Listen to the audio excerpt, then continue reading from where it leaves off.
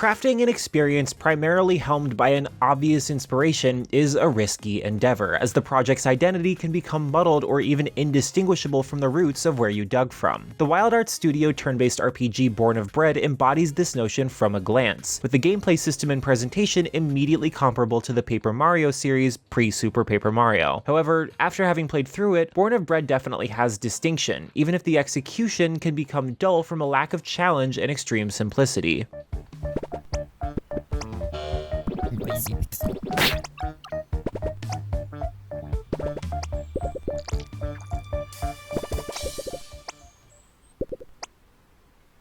Born of Bread follows Loaf, a recently humanized flour golem born from his baker's oven. Soon after his unceremonious birth, his unwitting creator/father becomes suspected of causing treachery in place of a somewhat ominous group of antagonists. This initiates Loaf's quest comprised of freeing his father from imprisonment, though the journey eventually becomes much more than that past the opening chapter. Born of Bread is chiefly a comedy-based experience that uses puns and other word-based humor to instill a lighthearted ambiance, bolstered by the delightful environments and generally uplifting soundtrack. If there is one facet of this title that will likely catch the eye of a prospective player, it's the sheer presentation. Born of Bread retains varied and colorful areas throughout its entire playtime, making each location intrinsically memorable. Further, the character designs employ similar memorability, with everyone having exaggerated features or standout designs that you will surely remember across the journey. Still, the cast's bright nature and abodes don't necessarily mean the adventure is void of stakes. While I would not say that Born of Bread has an impactful story, it certainly tries to articulate emotion into the cast for occasional dramatic effect. The antagonists are handled the best in this regard, even though their inclusions in some points come across as being shoehorned in. The soundtrack can be quite serene too, especially in a few field areas.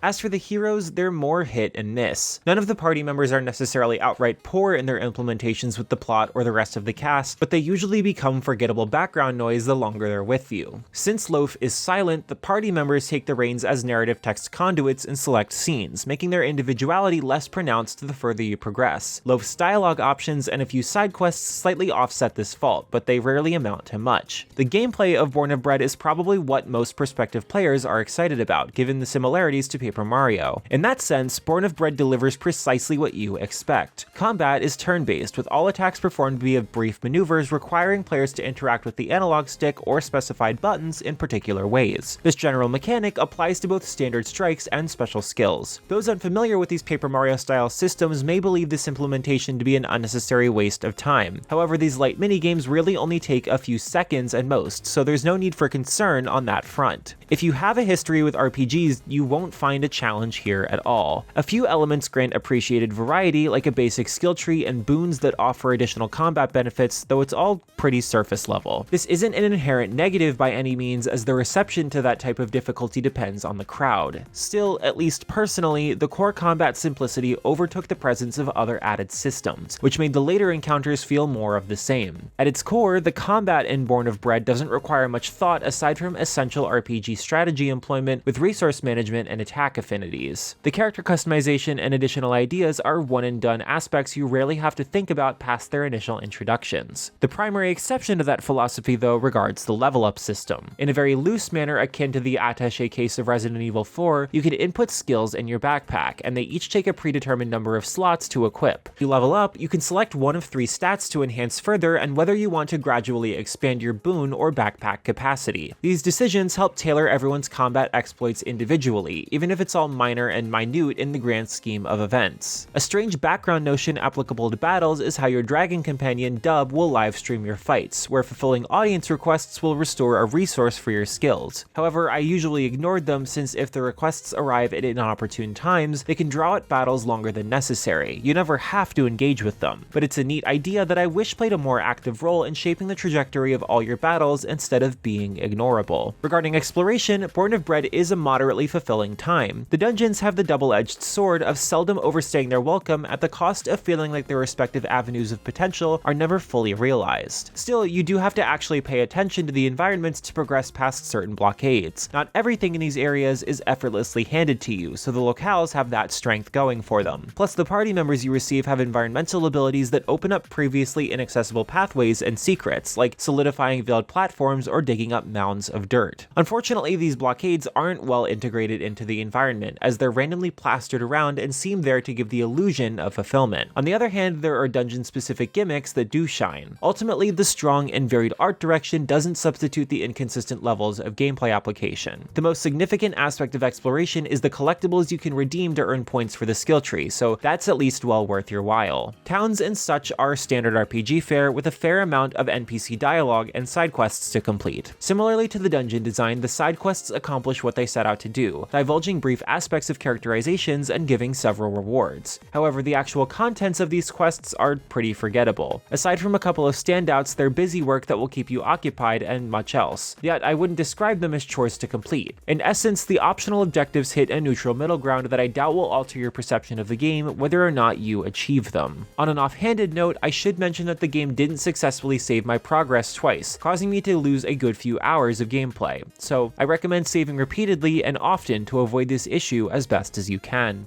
Born of Bread is a middle-of-the-road RPG that sets itself apart from its inspirations yet never particularly excels. The adventure is carried by vibrant area and character design alongside compelling exploration, but the unchallenging, mostly thoughtless combat system and attempts at humorous writing can become increasingly dry in the later hours. This title is ideal for those actively yearning for a new type of Paper Mario experience or newcomers to the genre. If the sense of humor is in your style and you don't mind the simplicity, then Born of Bread is a definite must-play. Otherwise, you're better off pursuing other inspired journeys. Noisy Pixel is giving Born of Bread a 7.5 out of 10. Thanks for watching, and thanks to our Patreon subscribers for helping keep our independent operation going. Noisy Pixel is run by a group of gamers working hard to give you the latest news, previews, reviews, and more. Go to patreon.com/noisypixel for details on how you can help, and like, comment, and subscribe to keep up with our future content.